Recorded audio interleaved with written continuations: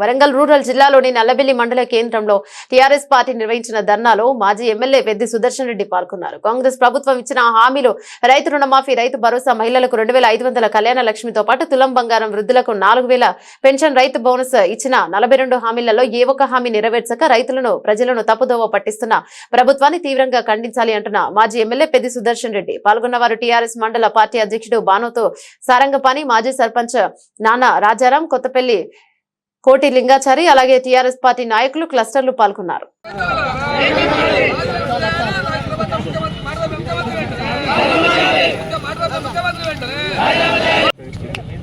రైతులందరికీ పాదాభివందనాలు. నా నల్లబెల్లి గ్రామ రైతులు కూడా ప్రత్యేకమైన నమస్కారం. ఈరోజు బీఆర్ఎస్ ఆధ్వర్యంలో నర్సంపేట నియోజకవర్గంలో ఏకకాలంలో ఉదయం 7 నుంచి 9 గంటల వరకు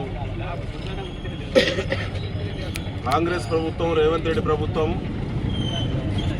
స్థానిక ఎమ్మెల్యే అనేక హామీలు ఇచ్చి గద్దెనెక్కిన తర్వాత రైతులను నట్టేట ముంచారు. 14 నెలలు గడిచింది, ఏ ఒక్క హామీ నెరవేరలేదు. ఎన్నికల కమిషన్కు కూడా కాంగ్రెస్ పార్టీ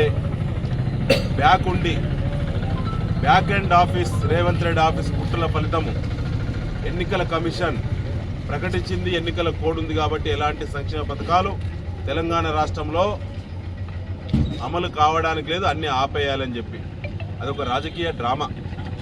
ఇప్పటికీ రేవంత్ రెడ్డి ప్రభుత్వం అనేక సార్లు మాట తప్పింది.